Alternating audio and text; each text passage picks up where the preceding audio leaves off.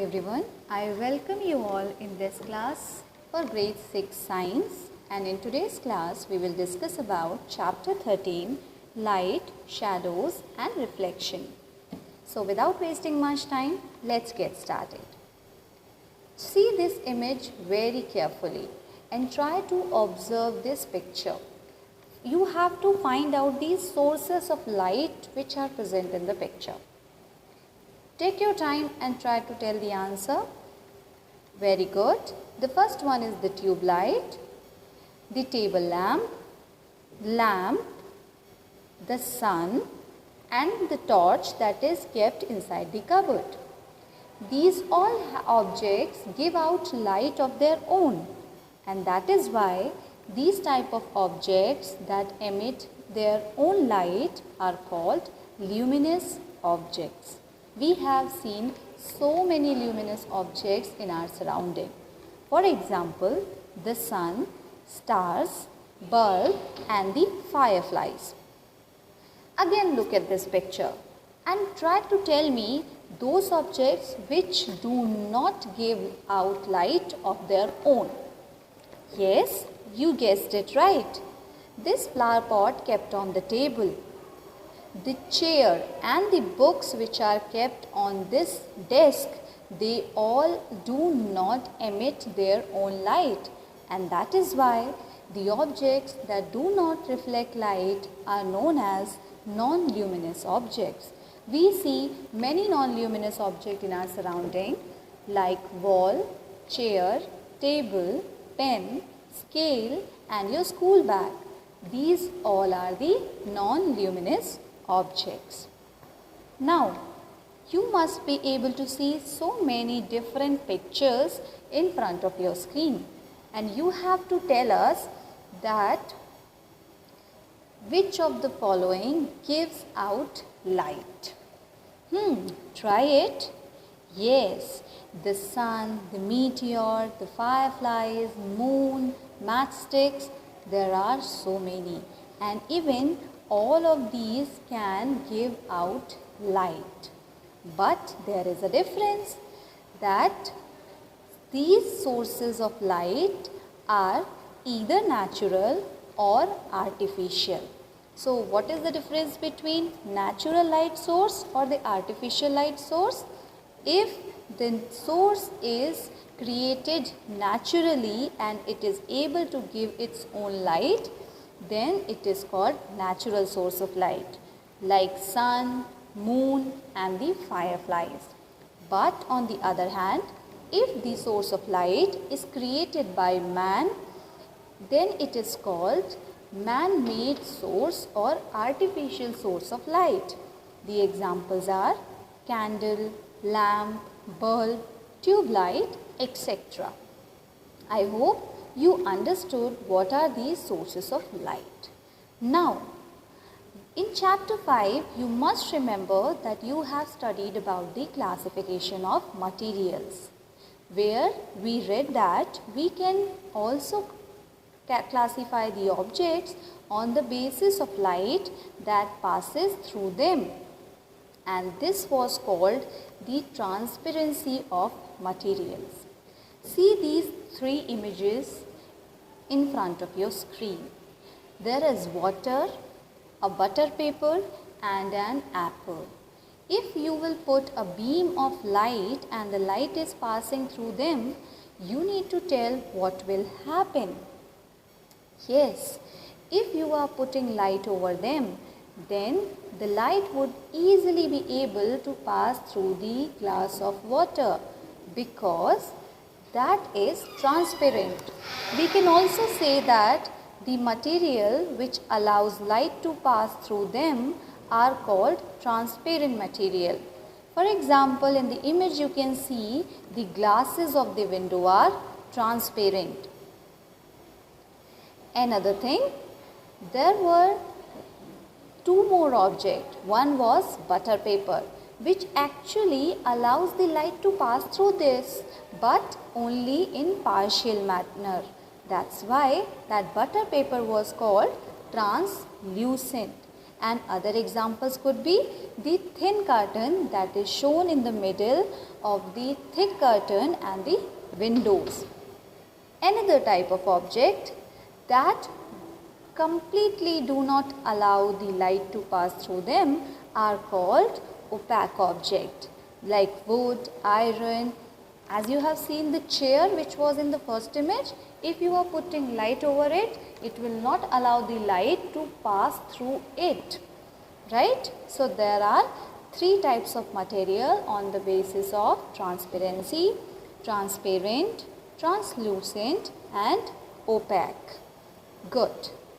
Now another thing about light, that light can only travel in a straight line. Yes, you must have observed that when the sun glows in the sky, the rays always go in the straight line. And this says that the light travels in a straight line. And this property of light is called rectilinear propagation of light. For suppose a candle is kept in front of you and you want to see that candle with the help of a straight tube, then obviously you will be able to see that flame of the candle easily. But if you are using a bent tube, then you won't be able to see the flame of the candle.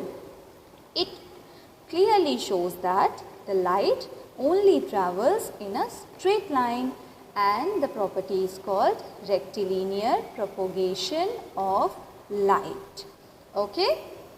Another thing, we know that light travels in a straight line, and this feature of light helps to form the shadows. You must have tried the shadows in the night by putting your hands in front of the source of light.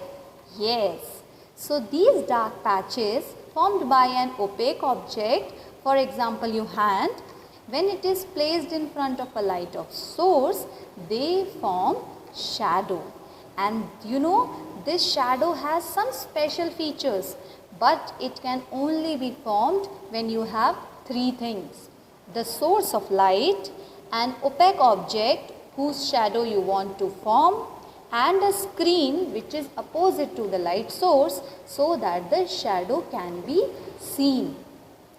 And once you are able to see the shadow, observe these characteristics. That shadow is always black. It does not have any color.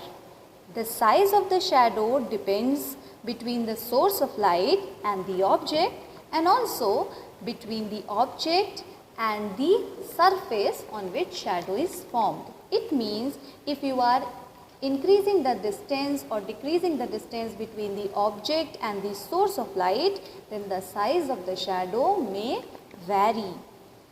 And the last thing is that shadow only shows the outlines.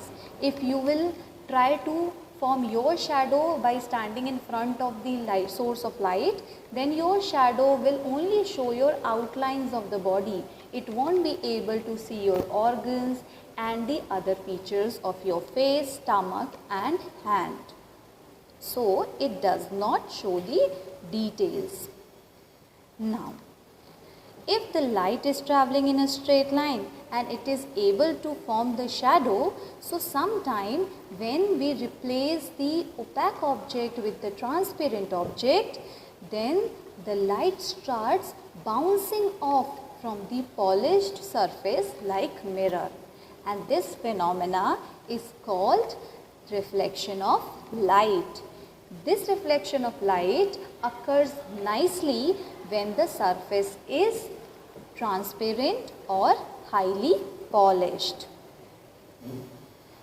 See this. You must have seen when you are wearing your uniform in the daytime, you will find that your right hand side shows the left hand side in the mirror. And this is called the mirror formation, which is somehow different to the shadow formation. So let's see what is image. We can see that when we are able to see ourselves in the mirror, then this is called our image. So basically, what are the difference between images and shadows? An image is formed only when the light gets reflected from a surface. whereas a shadow is formed when an opaque object blocks the path of light. The image can show the details of the object, but shadow only shows the outline of the object. Image can have same colors of the object, and it actually has, but the shadow is only of black color. Okay, so you must have clicked so many pictures, and you must be knowing about the cameras also. There is one more type of camera which is called pinhole camera, which has a closed box with a small pinhole in front of the translucent screen at the back. So when you will be watching through the hole of it, it can be viewed to view the image of various objects. And do you know, the image formed by the pinhole camera is always upside down, and this type of images are called inverted image. Now it's your task.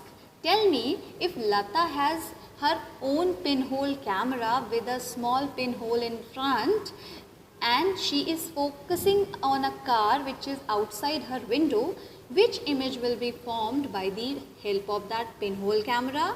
Will it be image A, B or C? Yes, it will be image C, because it will just turn the object and it will be showing its inverted image. So that is image C of the object through the pinhole camera. I hope you understood how pinhole camera works.